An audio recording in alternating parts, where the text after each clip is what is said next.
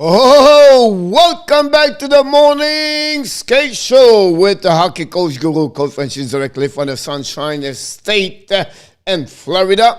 And we're going to find our co-host in the next couple of minutes, Mickey Mouse. What are you talking about, Mickey Mouse on the boot this morning? No, we have Michael Devellano directly from Walt Disney this morning. So let's find out if it's going to be maybe Pluto, maybe behind the mascot this morning, or maybe Mickey Mouse. We don't know yet which one is going to be as a character. He have a new job over there now, so we're going to find him before he start his day today. So let's find Michael Devellano somewhere. Michael, we're going to unmute you. Here we go. Morning, Pierre. How's it going? Pretty good. So which character are you going to start? I think probably Luke Skywalker because they bought all the Star Wars stuff. I don't know, but if you are at Disney today, maybe if you can find maybe a goaltender from Montreal Canadiens, that be maybe help. So hopefully you can there. But we have a few people in the house. Today we have an amazing, great show because we have Greg Minervini is going to join us in the next 15 minutes. Greg is going to talk about the Florida Panthers. So we're going to start the first 15 minutes, maybe go quickly about what happened yesterday, and then tomorrow after that, Mr. Greg Minervini for the Florida Panthers is going to talk about the beginning of the season, maybe one of the best teams so far in NHL. And tonight we're going to talk about the Montreal Canadiens, one of the worst team in NHL. So we have the extremists today. The morning, the best, and the evening, we're going to be the worst. But we have Mr. Adam Berger in the house, Willie O in the house, Dan Asham in the house. Michael Rosenblatt is going to be with us this morning because about the Panthers. And in our tap, the Wolf directly from Toronto is going to be with us. And Johnny Golden from Moncton, New Brunswick in the house.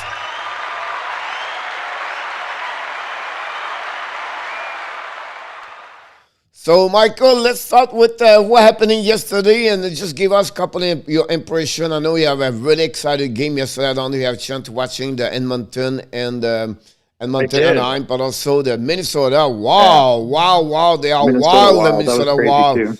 Right? And a lot of game late was a little bit more excited to watching everybody. So we did this yesterday. But give us a little bit more what you're thinking about everything last night. Maybe your best of the evening? Well, first off, I don't know if you watched the Detroit-Columbus game. Lucas Raymond gets his first NHL goal, first assist, or adds an assist last night. He's like, man, this guy's a really exciting player, Pierre. He is what this team has been missing. He's highly skilled. His shot is excellent. The guy can really shoot the puck. It doesn't stay on his stick very long. It gives you a lot of hope for the Red Wings because the other guy is playing amazing is Moritz Seider, and he was so good last night. So I think that just those two players alone have given Detroit fans hope they win again. It was a much closer game than the score suggests because there was two late empty net goals. The king of empty net goals, Nemenstikov, scores one, and then he gives the puck up to Adam Ernie for the other one. So overall, though, big night for Detroit, I think. The biggest thing was if you watch them on the ice, Pierre, their level of puck control has taken another step. Tyler Bertuzzi scores again last night, assisted by Raymond and Larkin. And this guy can shoot the puck, and he's gritty. So he's like unlike other Detroit Red Wings of, I don't know, I can't remember the last guy who was like this for Red Wings. But if you remember back to when they were winning, I don't know why this is opposite. Good now. Yeah, okay, good. It's like I'll move this way and it moves that way. If you think back to the Red Wings of old when they were really successful, they had guys that were tough and could score, like Brendan Shanahan. They had McCarty, Darren McCarty. They had players that were good players but also were tough, and that's what we're seeing from them. So the first line of Larkin, Bertuzzi, and Raymond are really clicking. The thing you also realize more and more that you watch them with Raymond is how, if they don't have a Lucas Raymond, Dylan Larkin is constantly giving hand grenades to his line mates.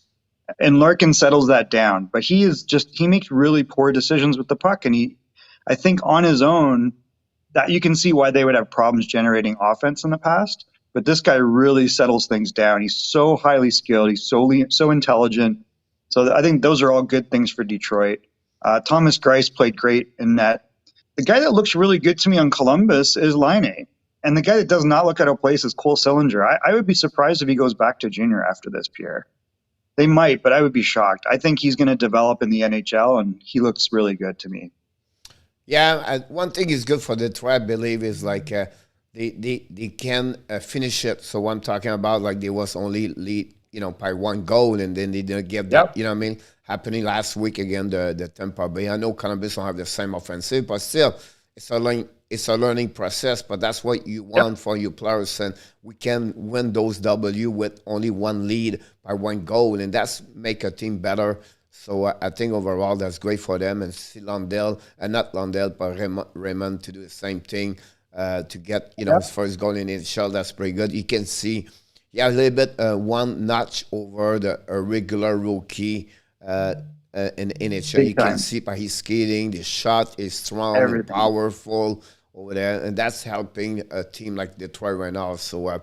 But as if I go, Montreal for 3 goals. So I don't know what's going on, but that's another subject. Well, the other thing is they took 45 shots last night, Pierre. Yeah. So they doubled the shots of Columbus. And that, if you go back in time, like 7, 8, 9 years. The other thing was they had the captain ceremony last night. So they had all the prior captains, including Mickey Redmond was there. The other guy that was there was Nick Lidstrom. And Nick Lidstrom, I don't know if you knew, he retired in 2012. Yep. It's been 9 years, Pierre. 9 years of pain. Yep. It does not take long to get it. It's like so bad. But the other 2 guys I'll just mention, Rasmussen's looking really good, and Zadina's looking good. I think it's just a matter of time before these guys start getting points. Adam Ernie's playing fine. I think Adam Ernie's fine on the third line. He'll get you some goals. His goal last night was an empty netter. It was not spectacular. It was a freebie from Nemenstikov.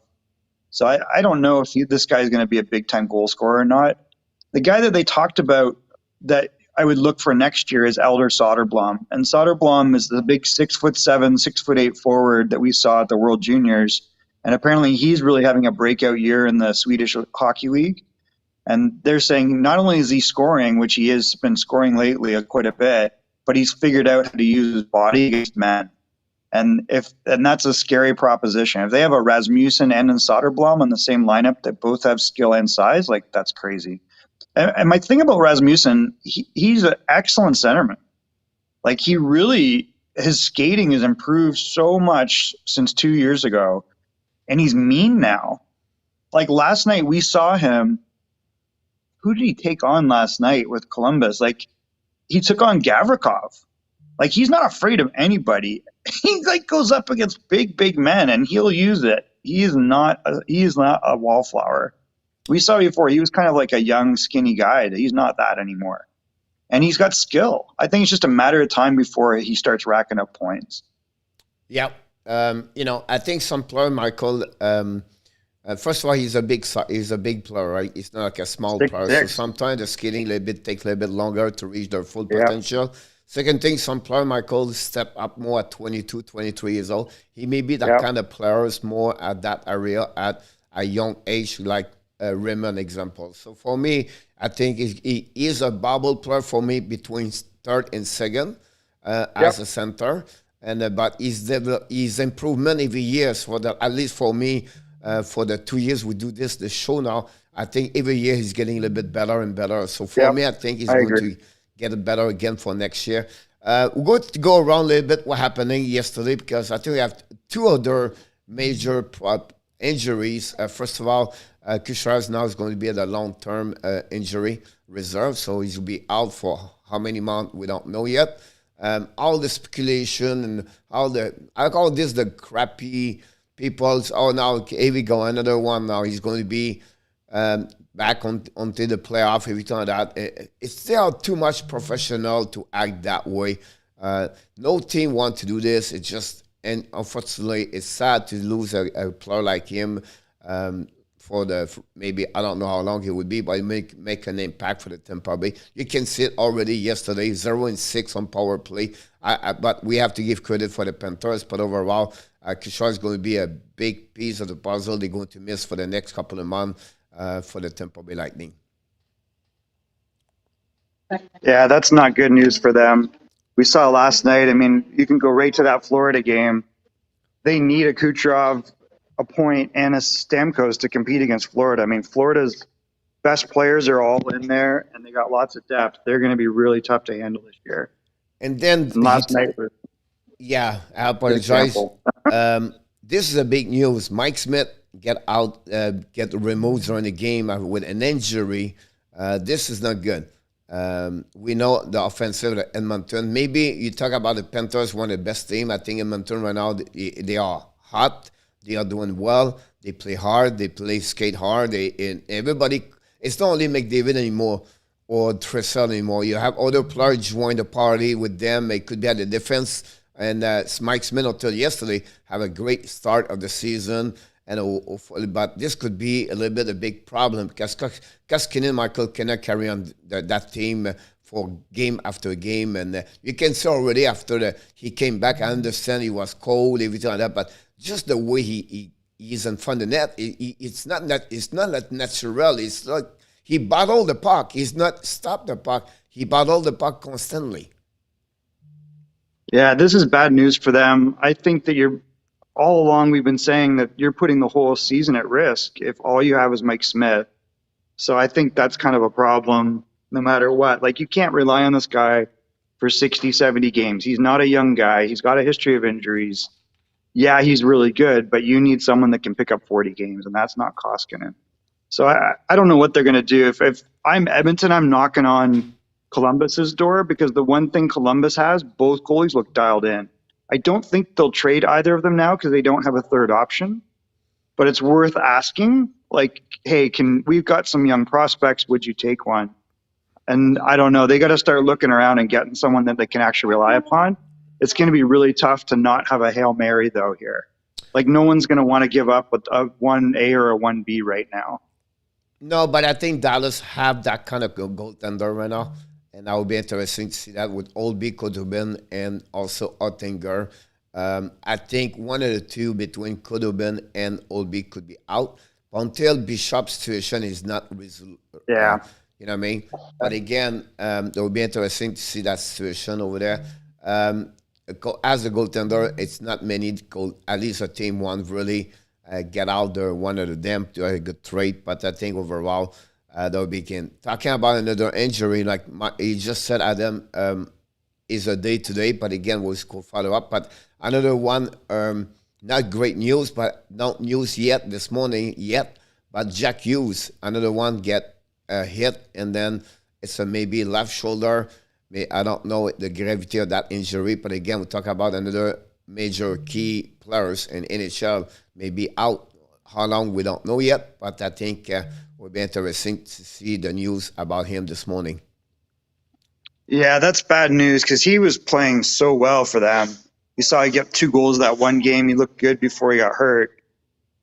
He's not a big guy, but he looked like he was really ready to do some damage this year. So hopefully he's not out for an extended period of time. That would be really bad for New Jersey.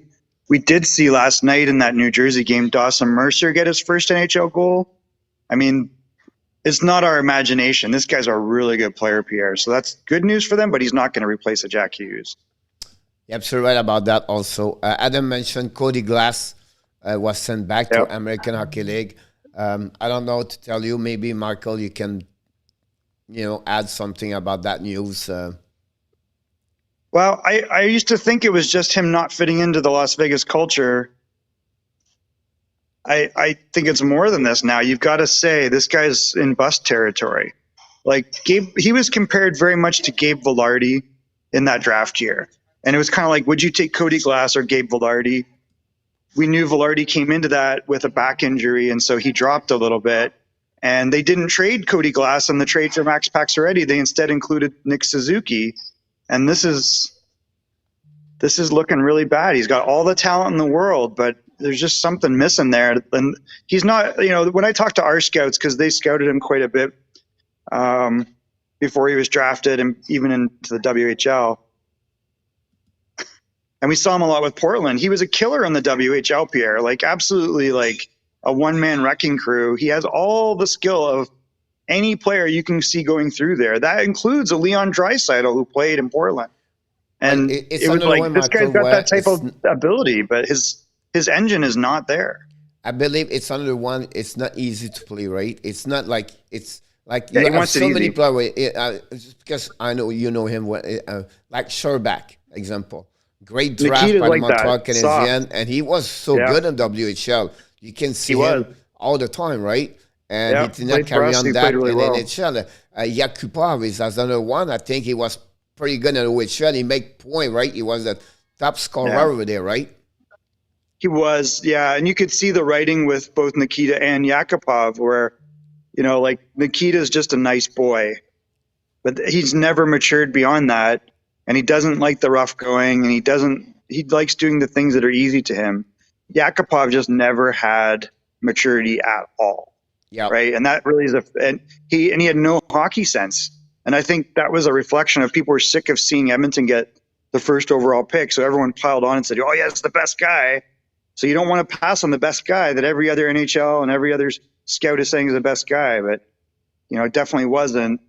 I really think Cody Glass is in that territory, and he didn't go first overall, so that's good. But he's still a top 6 pick, and there's no reason why this guy should not be in the NHL other than what he's doing to himself.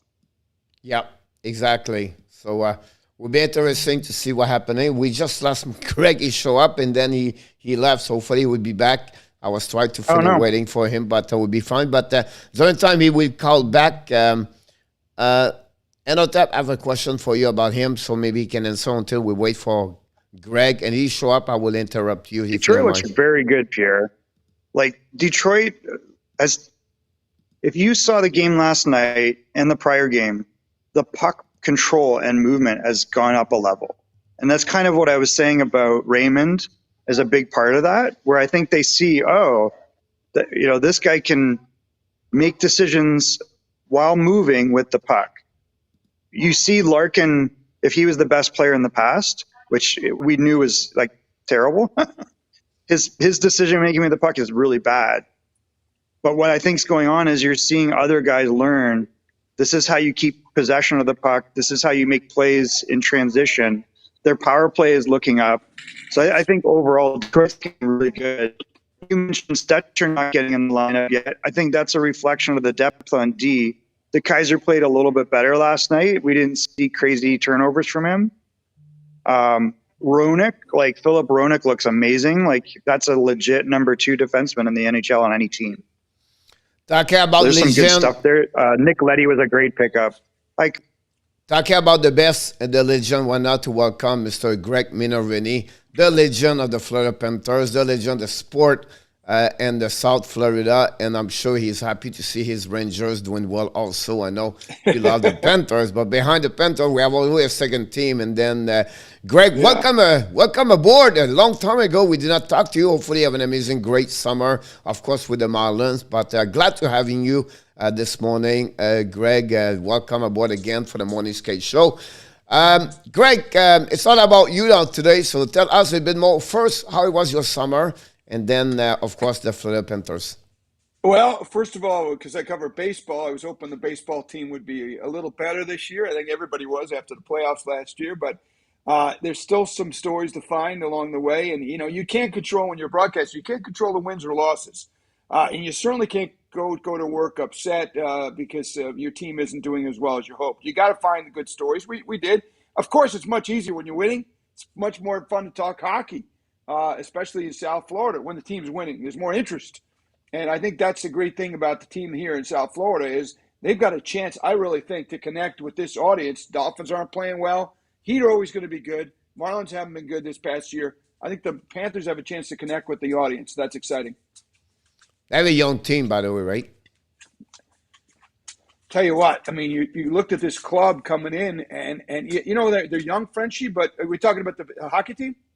No, I'm talking about the Marlins because the baseball team. Yeah, they picked up some young players at the end of the year.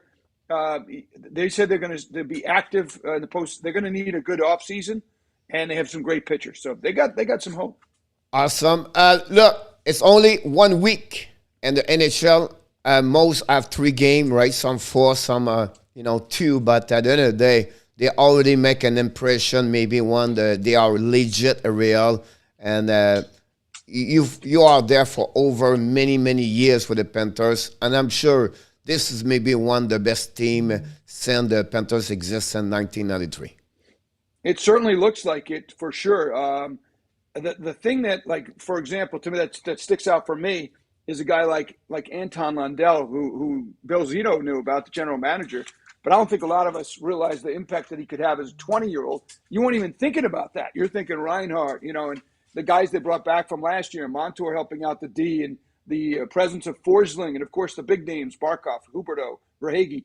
But to have a guy like Lundell come out of nowhere and play key minutes, guys, I'm impressed. And the 1-2 tandem, Bobrovsky's been great. I don't care. I was talking to my friends. He's been good. No, he hasn't been good. He's been great. 2 goals went off the defenseman. He's made 6 billion saves.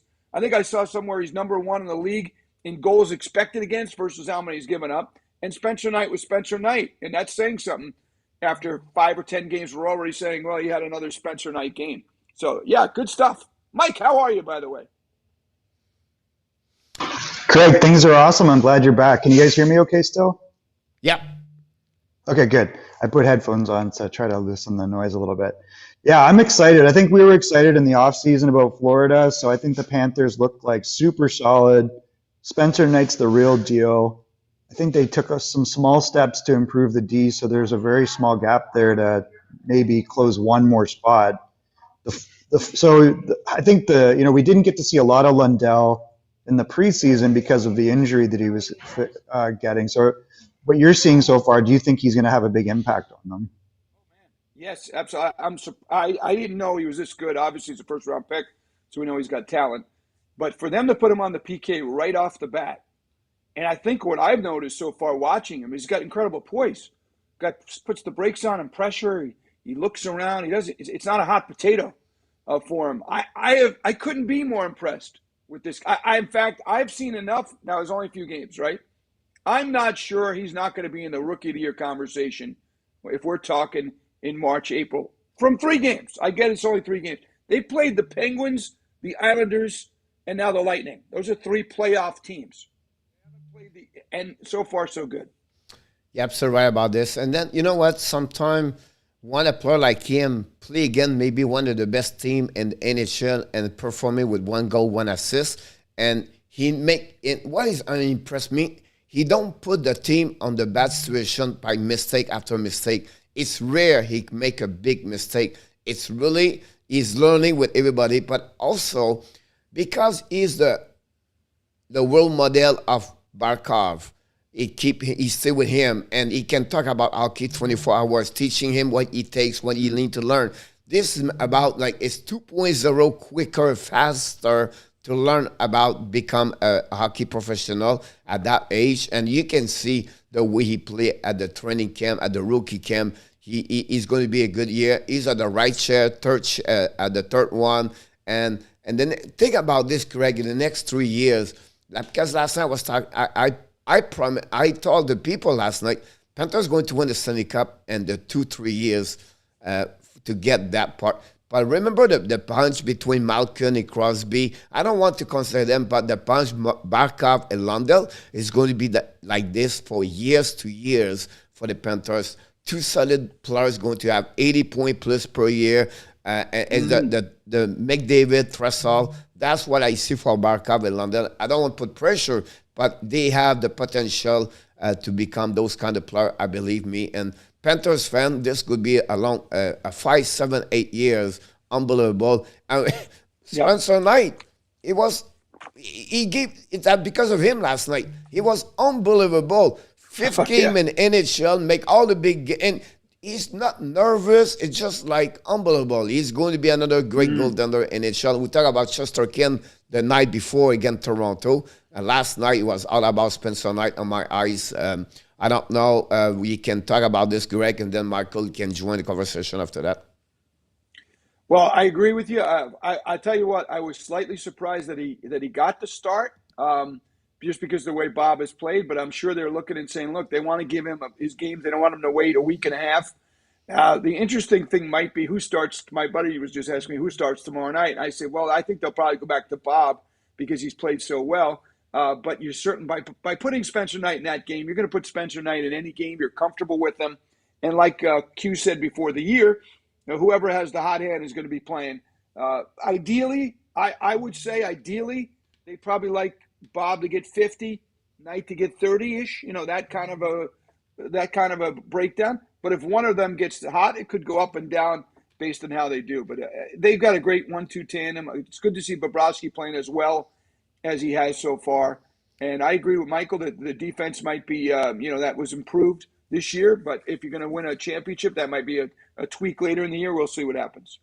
Yep, so right. I think they're missing maybe one or two little thing about that, but this is it's a process, right? You cannot go all the way at the beginning, but as a fan, you cannot be more impressed by this part because at the beginning of the year, now we said we're not nervous, but if maybe one area where we was not sure, it was the goaltender situation, where Bobrovsky right now is the Bobrovsky we know, but we didn't know he would be back that level. We know Spencer Knight, but at the end of the day, Greg, you know this. He's a rookie. He's not like 5-10 years in NHL, so you don't know why he's going to react.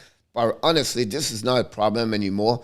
And I think that would be, like you said, maybe one defenseman, maybe a solid one, a bit more physical on the left side, going to be helping that team. But overall, this is going to be an amazing, great season for the Panthers. They show already with 3-3, and did not beat anybody. We talk about you just said, you talk the Islanders. Yeah. Right? They talk the Chicago the first game, and then you talk about yesterday the Tampa, and then Thursday Colorado, and I would not be surprised they beat Colorado. Colorado have a little bit difficult time at that moment.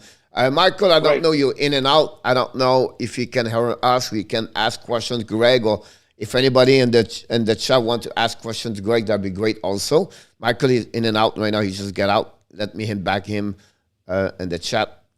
Greg, I'll be in a second. Okay. I see you got a lot of people listening today. Yeah, a lot of people in the morning is coming right there about that. Greg, you work for many years or anything like that. What's the feeling beside the team? Like, you know what I mean? Like, you're not in the locker room, but you're still talking with a lot of people around in and out, and you walk around the building and the people around in South Florida. We know we live here, but how do you perception of what's going on compared this year, compared before in the past? I think you feel, Frenchy, a little buzz. Even going out, in public, somebody says, "Hey, how about those Panthers?" It's the local grocery store for those of you not from Florida or the South. So you do feel a little bit of that. I was here in '96 when the Panthers were. No one would believe the big deal that they were down here. I mean, you would be driving for 20 miles down I-95, the main highway here, and see Panther signs in the playoffs and Panther cakes and rats at the local grocery store. So they have been a big deal, a really big deal here, number one in town, but it's been a long time. And this team, I think, can capture it back. You see, as you know, Frenchy, from coaching and refereeing around here, youth hockey is at an all-time high in Florida. Tampa built a rink with 5 sheets in the greater Tampa area. You got rinks going up all over the place, which really is good for the future of the sport. And you're seeing it down here too. You only hope more guys can come out of here on a higher level. I think that would be something in the future from a youth standpoint to make D1 teams, rather than the D3 and all that. But it couldn't be better for hockey right now in Florida. Yeah, so right. Michael, I think you feel better now. You look better, Michael, now. Yes, sorry, guys. You were talking before about Lundell, and I think I just wanted to comment. The one thing that we knew coming out of that draft was that he was probably the most NHL ready. And you can see that physically, he's already been playing against man, but physically he looks like a man. And I think the big knock against him was his skating, but his skating is fine. It might not be, glamorous, but he's not a poor skater, and he's very smart with the puck. And I think Pierre hit on the head that's a player that makes really good decisions. He makes decisions like a pro. So I think those are all positive things. It was interesting. So I noticed a comment too that about Sam Reinhart being moved to the third line. I don't know if you guys talked about that, but it'll be curious to see, does he have a problem playing with Barkov? Reinhart? Yeah. Does it, no, I don't. I think they haven't. They really has been noticeable on the power play. The lack of whether you want to chemistry or gel early in the year. I don't think you could say that yet. I'll tell you one thing. I like to see personally Hornquist on the first power play unit because I think he plays that role better than anybody in front of the net. But when you bring in a guy like Reinhart, you got to make some decisions. I think it's going to be an evolving process, and you also have enough talent where you could put. Look what happened last night. Put Reinhart on that third line, and he sets up Lundell. So it's. I hope they are. I remember Jack McKeon, the former great manager, who just turned, I think, 91. The Marlins manager, doing great, by the way. The old veteran used to say, check your ego at the door. He told that team in Oakland, check it at the door. We're a team here, and we can win. And if the Panthers could do that, and I think they will, no matter where you are, they're going to be better off for it. Yeah, I agree with you, Greg. I think also it's a good problem for Kenville because you can put Duclair up and down. This is going to be not forever. They were just right now to say, we give you some pressure out of your shoulder. Go play third line. You're going to play maybe, again, not the top first line, everything like that. You're going to have a little bit more time. They connect right away with Lundell. Rena have a great game yesterday. And that's the beauty of this, Greg. And unfortunately, I'm watching the game most of the time, you guys, after. But, when you are on the TV, I can't have a chance. But I'm watching Montreal most of the time, I'm back foot. But my point to you is, since the beginning of the year, every line contribute to the W. It's not only 2 or 3 players, that's it. First night, Verhey, Ekblad, 2 goal each, right? And then after that, you get that yesterday, Lundell and Renat got a couple of points with that. So it's a balance in their lineup, and they are deep in lineup, and that's make a team winning usually in NHL with the 4 line contribute all the time. And the goaltender, of course, we talk about this. You're absolutely right about that. You have a question here, maybe. I don't know if you can see those questions, Greg. Yeah, I do. What do you got? Which one there? I do see what tweak do you think the Panthers need to be serious contender for the Stanley Cup? What they should do or what they need to get a little bit to get all the way to the end? It's a little early to me to answer that. We've only seen 3 games. We all just mentioned about the defense, but we're going based on, looking at the roster and maybe do they need a tweak as the year goes on. I don't think that's a problem. That's the last thing to worry about right now. Let's wait 20, 30, 40 games, see where they are. Right now the power play is not doing well, for example, but there's no reason why the power play is not going to be at the very least middle of the pack and what they hope to be is top 10. You can win. Coaches have talked about this often. You can win with a power play that is mediocre, but you need a good penalty kill, and you got to get some big saves.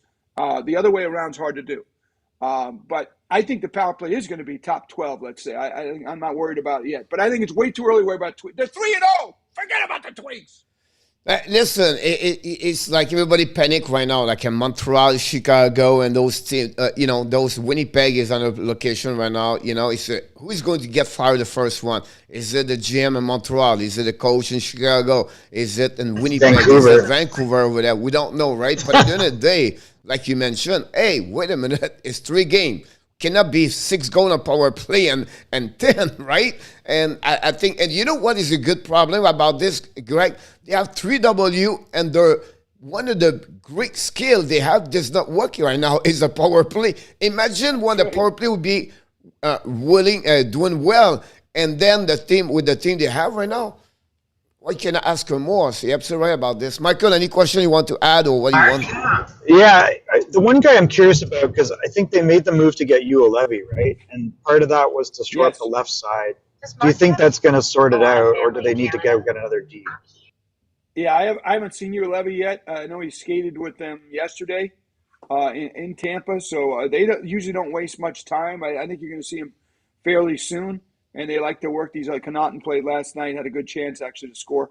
So I haven't seen him enough to know. I know he was a first-round pick, and they seem to be gathering these first-round picks left and right. I'm going to tip my cap to Bill Zito. Whatever he decides is good for the team. It's good for me the way this guy has done the job at GM. But so I think these are all questions to be answered. It's 3 games in. They've won 3. With a tough – think about out of the gate. Penguins, Islanders, Lightning, Avs. That's your first 4. And as Pierre said, they haven't scored on the power play. Yes, last night was technicality. I think it was the second after the PP. But The other night they gave up 9 penalties. They killed off 7 of 9, went 0 for 6 in the power play, and still won the game. I mean, when does that ever happen? Absolutely right about this over there, Greg. And I think that's with the time. I think this is just we put the right people at the same thing and just practice more. They're going to be fine. You just talk about Bill Zito, and you've been to many GM for up and down the coaches. We talk that. And maybe one or two things. What is the best of Bill Zito? What do you think is different with Bill Zito today, what he was before in the past with other GM? What Dale Dallin was great. You know what I mean? Like Dale Dallin, guys, we went to the practice the morning. Craig, how they work. Not many people at the practice the morning, right? At the ice then. Dale Dallin will tell you hi. Dale Dallin will say, hi, what's your name? Where are you coming from? That's what Dale Dallin is. But just Bill Zito, what do you think about him? Really changed a little bit who they are today, the Panthers. We had a chance about maybe 3 weeks ago to go to lunch with Bill, and he wasn't there at the time, so I just sat kind of in the middle of the table. It was about 10 people, and I thought he was going to sit at the head of the table. Lucky for me, he sat next to me because he wanted to be in the middle of the table. So I got to schmooze quite a bit with him for an hour, just small talk. He was a bat boy for the Milwaukee Brewers. He loved baseball, and of course his background as a lawyer and an agent is very unique because he's got both sides covered. He's been on the executive side, but he also knows what the players think. And I think it's a unique combination. Plus, he's got an insane appetite for the game. He's quirky. He's got his thoughts, and he's able to run the show. And he's got great ownership here in Sifo and obviously Vinny Viola, the head owner of the Panthers. So I think he's got the great combination and a great feel for the game and his moves. Joe Thornton, for example. He brings in Joe Thornton. He said Q was all in on it. And you know what? If Zito's all in, I'm all in on Joe Thornton. We'll see what kind of role he plays. That's awesome to hear that about this. Yes, he's doing a very good job, by the way, about this. One question here is about Adam, ask you about Riley Smith and also Jonathan Marchessault. Two ex-former for the Panthers, played in Vegas, but what the time they was there, what kind of the players you think they were, and what kind of human being, a person, a teammate they was for the Panthers? I'll tell you this. They certainly missed him the year they went to Vegas. There's no question. I mean, they lost Marchessault. Like, how did that happen? That was the one guy. He had 1 year left in his deal, I think, for less than $1 million. But obviously they wanted to get rid of Riley Smith, so they gave it basically an accommodation, and it was a big loss. Then they've overcome it. It's not a problem now. They've used money elsewhere, and those guys have had great success in Vegas. I know they're a little struggling coming out of the gate this year, but you can't argue with what they've done over there. It was a good move for Vegas. I think Chris Driedger ultimately did the Panthers, and I don't know this. I meant to ask Zito that day, and I didn't, that Chris Driedger did the Panthers a favor by agreeing to this deal with Seattle. Not that it wasn't good for him either. That's not what I'm saying. But by doing that, he would have been a free agent in 3 days anyway. He was the selection for Seattle. Seattle gets their goalie, and the Panthers don't lose anybody else. They didn't lose a Vetrano or somebody else who you couldn't protect. So I think that this year, unlike the last time, the draft worked out great for the Panthers. Yeah, absolutely right about this. Michael, you have any questions before I go to the next one? Or well, speaking of that, it's interesting. Yeah, it's interesting. Not necessarily on the Panthers, but Driedger did not start last night for Seattle. I don't know what's going on with that. Grubauer really struggled in a couple of games, but especially his last start, letting in 5 goals and 20 shots. Driedger came in. I thought he calmed everything down, and then Seattle goes to Joey Daccord. Yeah, by the way, talking about Driedger, he was on the injury this morning, so I don't know what happened. Is that right? Driedger did not? So that's what it was. That's what I was wondering. Yeah. So he was put on the injury. Yeah, Driedger didn't play last night. I got this morning early. Yep. Right, but he came in the game the other night for the third period. Yeah. Yeah. Listen. Yeah, he let in 1 goal, but he really calmed things down. Right. And that's what he does. He's an excellent goaltender. I was surprised he didn't get the start in their third game as well. But Frenchy, you mentioned I didn't know. Maybe they know something we don't know in terms of the injury. I must be something with him. I was shocking me too. He did not go back and forth. I would give him 35 starts if I was in Seattle. But unless Grubauer goes incredibly hot, and then maybe you alter that. But I'm very comfortable with Drieger. I think you can win with Drieger for sure. Yep, I agree with you. Look, it was a big game yesterday. We know the rivalities now between the Tampa Bay and the Lightnings and the Panthers now start last season. They lost in 6 games, and it was one of the best series for the last 5 years for me to watching this. But give us a little bit more what you think about the game yesterday and the W for the Panthers and Tampa. So how do you feel about this game, and what you can tell us a bit what you make you the most impressive about the W? A tremendous win to go into Tampa and to hold the Bolts. I know they didn't have Kucherov, but to hold them to 1 goal. And not only that, but control the tempo of the game. To me, even when they gave up the goal, they were in charge of the game. That's not easy to do in that building. At some point, they're like a wave. And if they don't get you early, there's rip currents, and they get you at some point. And then all of a sudden, you're on your heels. I didn't see that. I agree. It's not easy for the Lightning to come off 2 championships and to rev it up this early in the year. Whereas for the Panthers, they haven't won anything yet. So they're coming out of the gate. It's not, let's see what happens later in the year. But you couldn't ask for a better complete effort from the Panthers last night. Going into Tampa, coming off 2 good games and winning 4-1, empty net goal, and really having the game in pretty, I know it was tied late, but pretty good control. Tempo-wise, I think, there are games you play where you lose sometimes. You say, we played pretty good. I thought they were playing excellent, even though it was a 1-1 game. So I liked their game last night. I agree. I think the first goal make a difference. I watched the game. I watched 2 o'clock in the morning, but I think that the first goal make a big difference in that game. And I think you're absolutely right. I don't know the puck possession of the game, but the control, the way they did, they never been back up or scary about this game. No. I think they was in full control on overall. And, of course, Tampa missing Kucherov. But a little bit concerned about me for the Tampa Bay, the Vasilevsky. I don't know now. He's starting to feel the way he to get used for years after years and always between the pipe, everything that. I don't know. I was not say it's early in the season, but it's not a Vasilevsky we know. To be honest with you, since the beginning of the year, they give a lot of goals, 4 yesterday again, and that's not what's usually happening. So, of course, but at the same time, the Panthers now they're going to be against Colorado. What do you think about this game now for the Colorado? And then they're going to be in Flowers. They're going to be on the road Saturday with Philadelphia. Yeah, they got some tough games coming up. They've answered the challenge so far. But final thought on the Bolts. They did lose their 3rd line. So we don't know what effect that's going to have from a depth standpoint. But I think what you're seeing for the Panthers is just the opposite. You see their depth. They beat you with the 3rd line. They beat you with the 1st line. And they're beating you without the power play. But they're going to play, with McCarr and McKinnon and all those guys. They're going to play Landeskog, Rantanen. They're going to play one of the great teams in the NHL. They're not off to a great start. But they're high-flying. I remember one time I was watching a Panther game down here some years ago. I think there was 5-1 Panthers 3rd period, and Colorado came back and beat them. That was years ago. It's a game is going to be fast, right? It's going to be a fast game. A lot of great skaters, speed over there, Zuclair, Verhey, McKinnon, McCarvey, and that. But we have a couple of questions for the people, so I'm going to now go with them, and so you can go. If anybody want to add, we have about 15 more minutes, so you can add. We'll go to you. First, Craig, do you think the Panthers should get an extra depth defense on the blue line? Me, I would add more with this.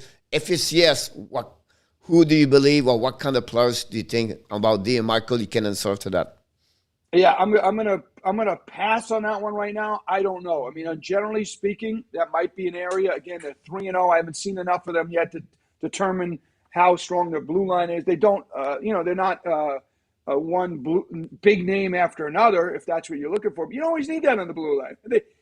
Don't underrate Forsling. A lot of fans may not have watched him last year, but he's an outstanding defenseman. And then Ekblad's back and healthy. The Uyghur, is improving. He can cough up the puck at times if you watch 52, but I'll take him. So do they need a shutdown? I love Gudis. It's a hard hitter. And then you're going to see your 5th and 6th guys, maybe with some in and out. We haven't seen Ulevy yet. Connaughton's been out there. Montour. I think it's a pretty good D, but let's wait and see on that. They're 3-0. Michael? They're 3-0, boys. Yeah, I think you wait a little bit to see what happens with Ulevy. He's not we know that he's not what they projected as a 5th overall pick, but he could be a top 4. If he is a top 4 in Florida because he's with a stronger guy on the right side, then that solves the problem. Even if he's a 5'6", it still helps them out a little bit. If he can't play top 4, like if you don't go, wow, we really stole this guy, then maybe by the trade deadline you look and see who's available. Originally, a possibility, even though in Seattle, he's because it takes like 30 minutes to even park. He's going to get tired of losing. I don't see Seattle winning a lot this year. I'm not sure that they are going to be as competitive as we had hoped, but we'll find out. I think Mark Giordano at the deadline would be really interesting. Absolutely right about that. Greg, first of all, Greg, you answered very well. I think it's 3-0. At the end of the day, for me, Greg, is you have to wait until the trade deadline. I think until then, you're going to see what kind of team you have, what kind of we need, everything like that. And remember, when you go to the playoff, Greg, you don't need 6 defensemen after that. You only need 4. They play 22, 23 for 24 minutes. Then you have 2 defensemen below where they play 12 minutes, 14, 15, everything like that. Right. Most of the time. Right. I think at some point they may be a little more depth, but until then, it's not an urgency. At least you have no injury to get someone like this. But maybe a guy like Josh Manson or maybe a young Cole. Or I'm not saying they have to get them. I just said kind of prototype, more defensive side, everything like that. They don't need more offensive anymore. More carry on the puck. They have Monto, McKenzie, and they have also, of course, Aaron Ekblad. So I think at that moment, I don't see this is going a big deal about that. We have also another question. How good would a Cam Fowler look in Florida? If you had a Cam Fowler or a Hampus Lindholm, that's what you're looking for, is someone impactful like that. Like both those guys are getting up there a little bit. Like Fowler's a 91. He was in the Ryan O'Reilly draft year. So you can see he's that's a legit top 3 defenseman. And maybe Anaheim wants to take another step and get someone young like, a Denisenko and a Heponiemi might look real good in the Anaheim system right now, right? So if they can figure that out, then you do it. I don't think those deals come up to the end of the year, though. Yep. Next question for you, Greg. Given the current playoff structure, how important do you think it is for Florida to finish first?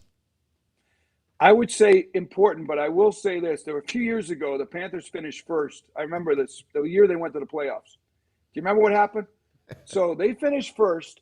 They wind up 2nd seed, and they play, I think it was the Islanders, a 7th seed. Whereas Tampa Bay 2, I think if I'm not mistaken, they played Detroit, who happened to be the 3rd place team. Tampa Bay got a much easier matchup than the Panthers did against that tough Islander team. So you never know. But yeah, you're going to want to finish first. No guarantees. That 7th, 8th wild card is going through a battle to get in there. And sometimes the luck of the draw works where you wind up with a better matchup in second because you're playing the 3rd place team, guaranteed, versus first against 7 or 8. But yeah, look, you're not worried about that. You got to worry about your own business. Win the division. That gives you some confidence and also makes you one of the real teams to beat. It proves what we're all talking about. So I'll say go for first, but remember, it's not always an easier matchup. I agree with you, Greg, about this. The only thing we said maybe is more important for me. If there could be like 12 and 8. He's finally getting out about the lane. Go ahead, Michael. In a quarter mile, turn right. Michael is shaky right now. Sorry, my coverage is a little off. Sorry.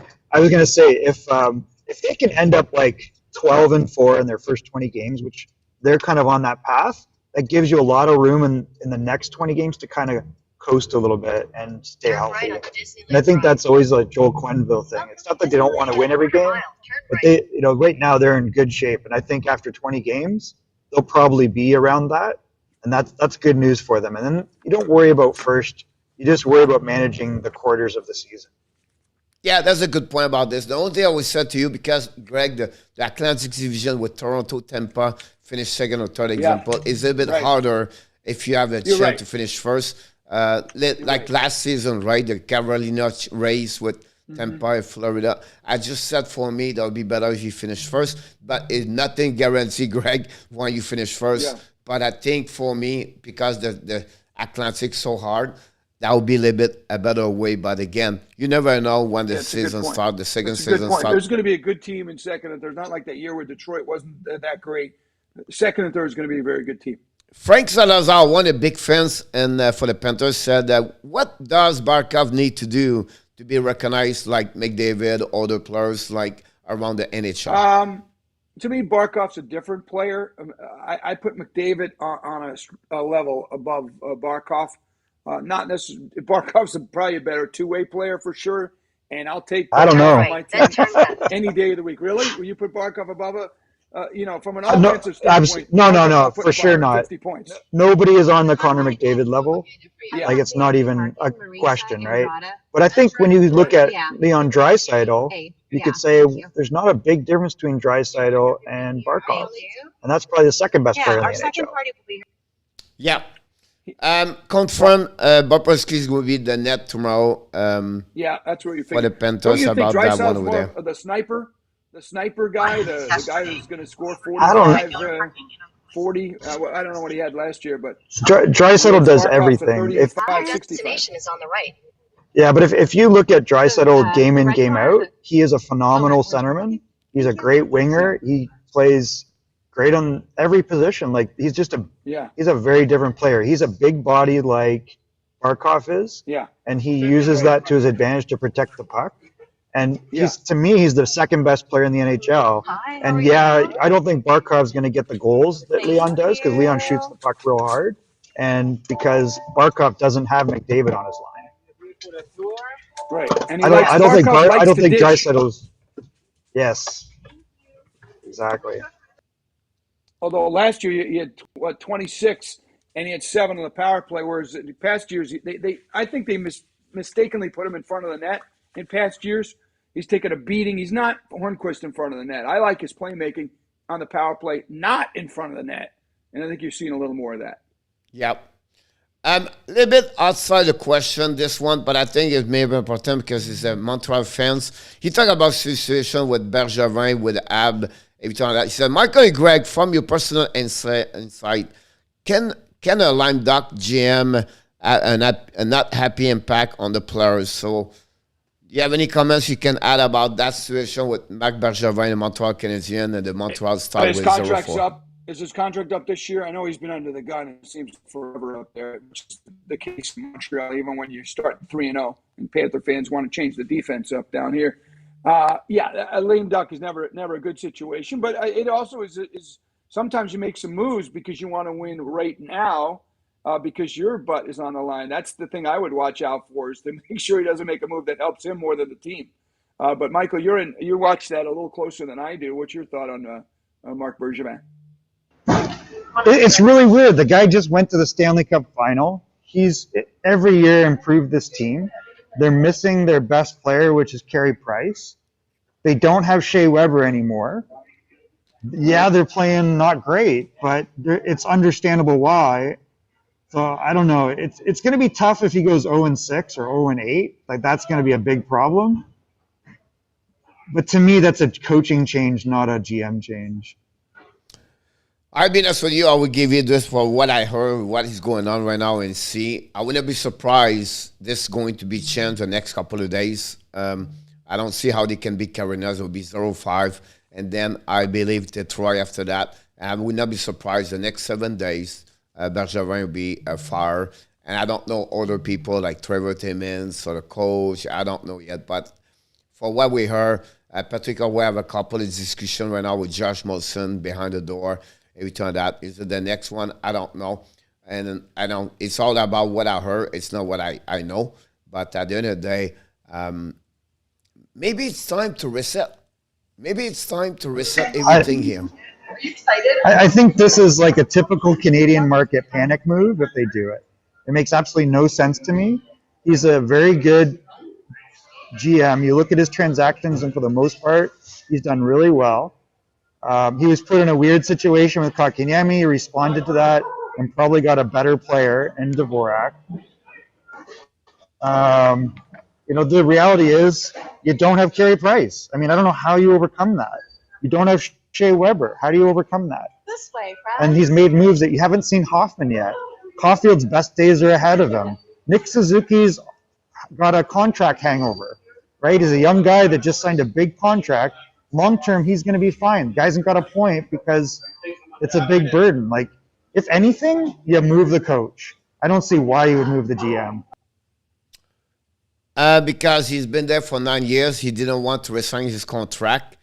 And why to let him there finish until to the end where he lost maybe the passion, does not want to give all in right now. I think that would be the reason why they would fire the GM behind that, because it's in hockey, it's rare you let your coach or GM finish the season with no contract.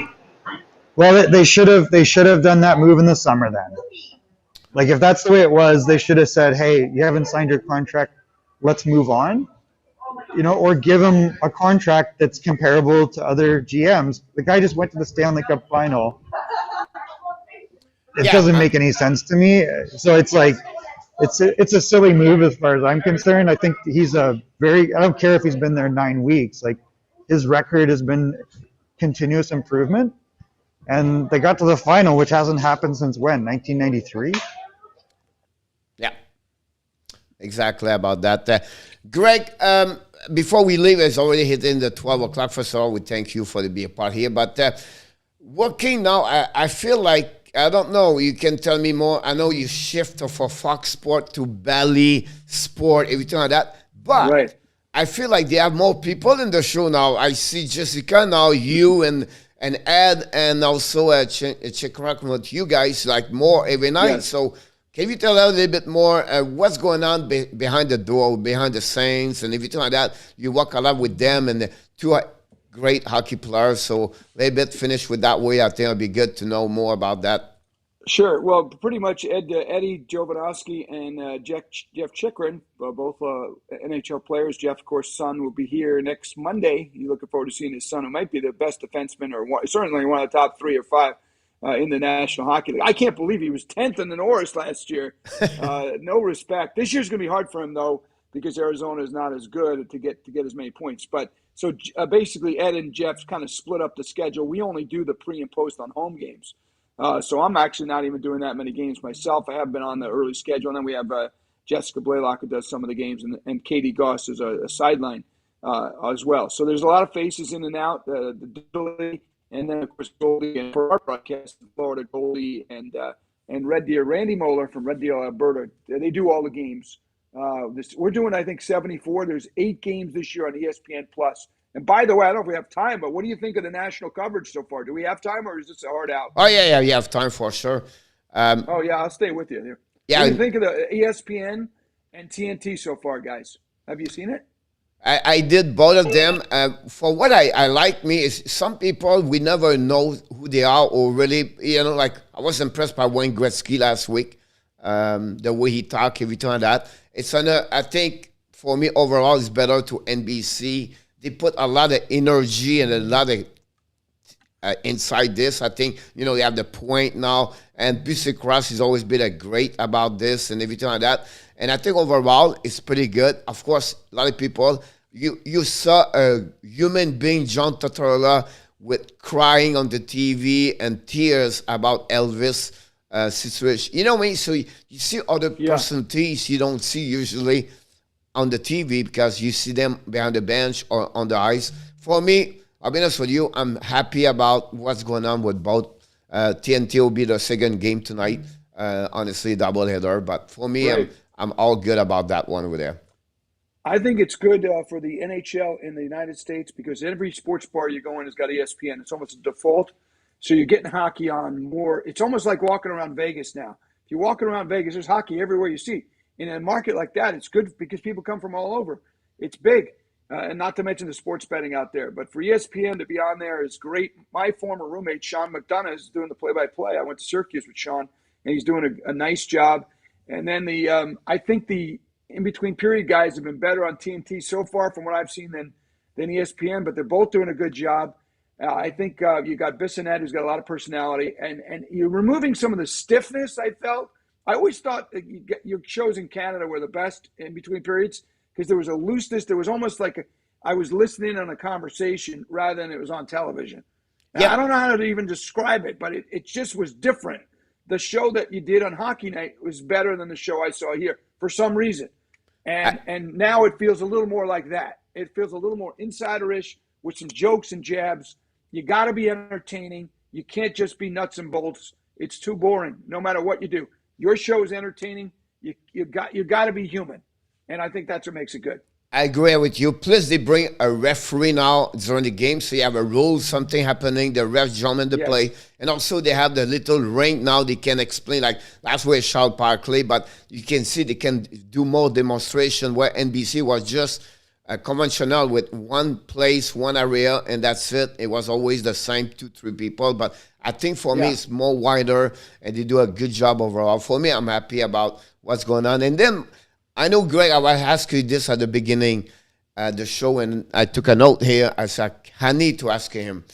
You've been there for what, 30 years, 40 years, Greg, in the industry of behind the mic and any sport, Yeah. everything like that. You have some personality like Doug Emery make an impact for you guys. You're doing this, you love this, what your passion. But yesterday was Michael Lange for the Pittsburgh Penguins.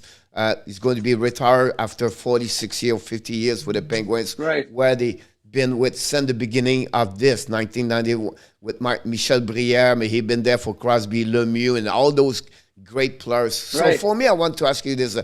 Did you ever meet him, or what do you think about Michael Lynch for the Pittsburgh Penguins? Yes, I did meet him. I've met him several times and gotten to know him a little bit over the years. I'll tell you what, the first time I ever heard of Mike Lang was when I was in college. Because remember, back then, you didn't hear the guys from out of town. You never heard them. And my buddy was from Pittsburgh, Bill Roth, who did the Virginia Tech games, and Mike Lang was doing the USA hockey games. And you'd hear, Michael, motorcycle, and Elvis has just left the building. And it was like, who is this guy? But he was great. And then I pick him up on KDKA doing the games. And, he had a great enthusiasm for hockey.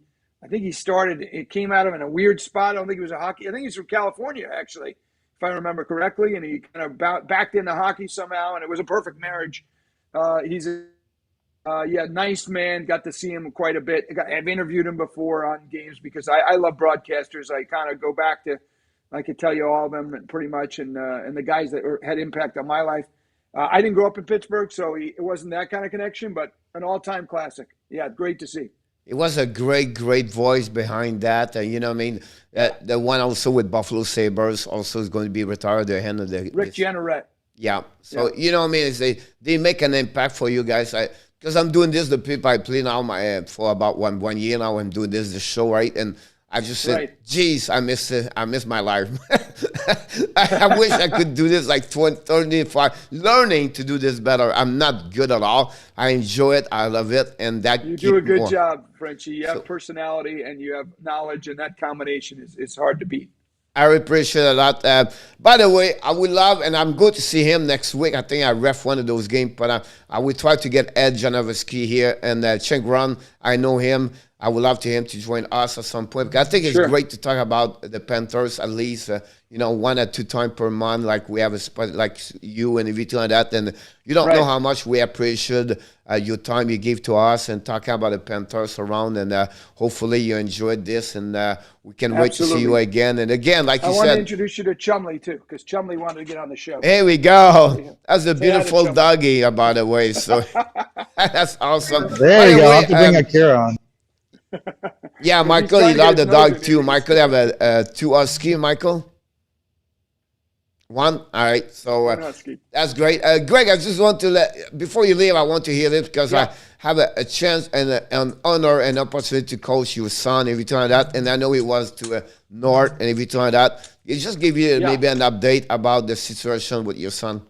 Yeah, sure. So Max was a goalie. He played for Frenchy, did a nice job there, and then went up to Embry-Riddle, which is an aeronautical university. The great thing about this is, think about this, they got pilots, air traffic control, engineers, drone specialists, and they had a hell of a hockey team, coached by Bob Joyce, who played in the National Hockey League, led North Dakota in goals, I think he won the goals championship in college, played for Boston, played in the Stanley Cup, and who knew he was an aviation guy and is the head coach of Embry-Riddle Aeronautical University in Daytona Beach. And what happens? well, before COVID hit, they have a great team. Max had an incredible game. They beat Florida Gulf Coast, which is probably the top college team down here. We're going to nationals. This is March last year. And the school is going to pay for them. They get a big crowd there, by the way. And COVID hits, and they cancel the ACHA playoffs. I think it was because he's graduate right now, right? Yeah. So last year they got knocked out, no hockey, which really stinks because they had a great team coming back. And so his last game was this game where he's going to send his team to the championship. But he's still refereeing. He enjoys that, and he's working on his pilot career and maybe going to the Navy. We'll see. That's pilot. Awesome. It's always great to see those kids, you coach, whatever their age, right? You got them, and to become who they become, that's the most important thing. That's what it's all about. So, Frenchy, on that note, and I think it's important, my son didn't make the NHL, and most kids that play don't. However, hockey has a great impact on his life. The teamwork, the hard work, that you got to show up for practice. You're responsible for your teammates. There's so many life lessons. Hockey was really good for him. And it's good for kids. And he played for a long time, and he got a lot out of the game. No, he didn't make the NHL, which was his dream, but the game was really good for him, and he loves it, and he'll pass it on to his kids. And that's kind of what we do, right? But my dad passed it on to me, and I passed it on to my kids and so on. So it's a great sport, and no matter what your involvement is. Yeah, absolutely right. I agree with you. But by the way, he was a great kid. Everything like that. He was very quiet, everything, but at the same time, I have to give credit to you. I don't want to do it, but I will give it credit to you. You did well with him, so be proud of you, son, Greg. Thank you so much again, Greg. We wish you an amazing, great rest of your week. Go Panthers, go. We'll go stay in touch. Yes. Hopefully see you very soon. Okay, Mike. Good to see you guys. Thank you for have a good one. Here. Okay. Michael, you stay with me a couple more minutes? Yep, I can. I'm just walking down Disney Way, so. All right, son, good. I know. Just finishing, we have 2 games tonight. Philadelphia, Boston play tonight, and also Vegas back home.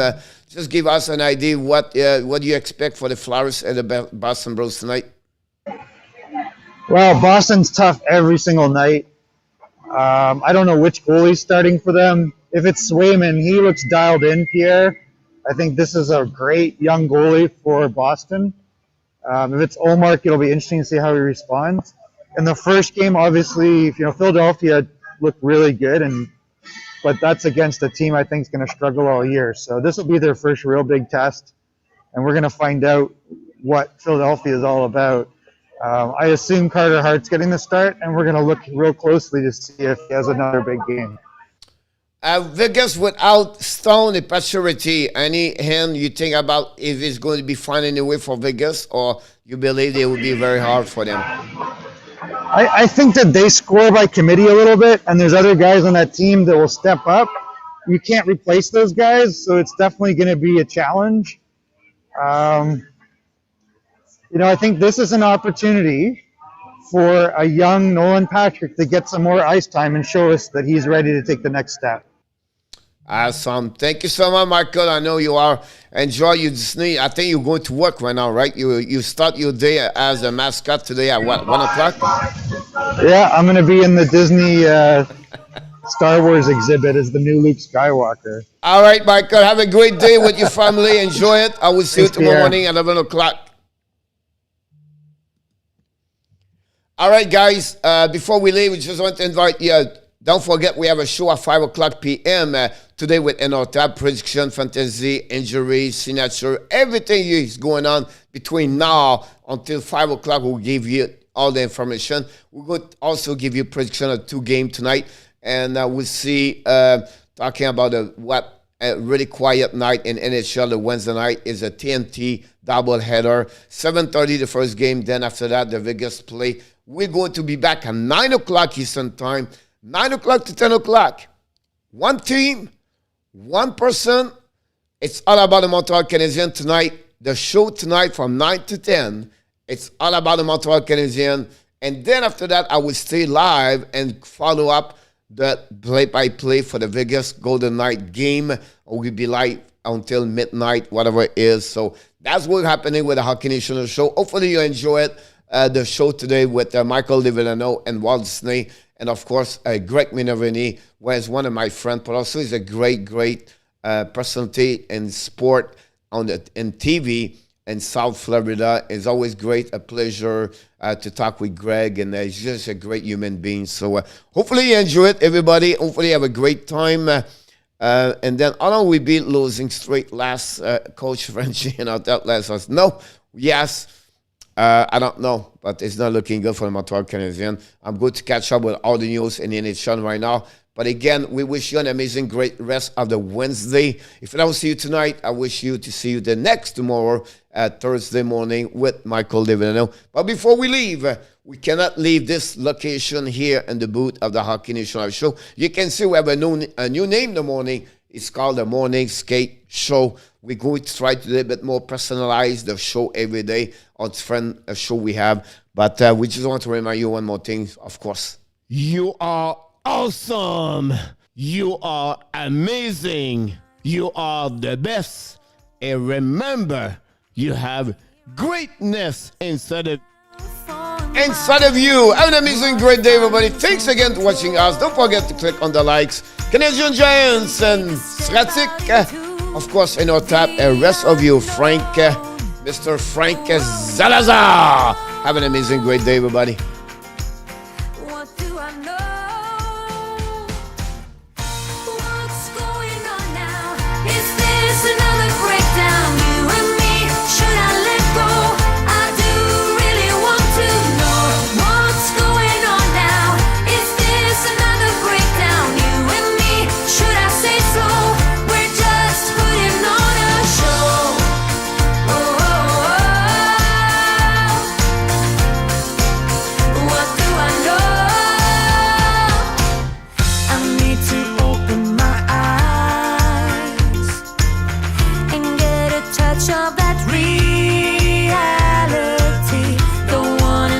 Surprise. I'd rather want you to just let me be. Oh, oh, oh. What do I know? What's going on now? Is this another breakdown? You and me, should I let go? I do really want to know what's going on now. Is this another breakdown? You and me, should I say so? We're just putting on a show.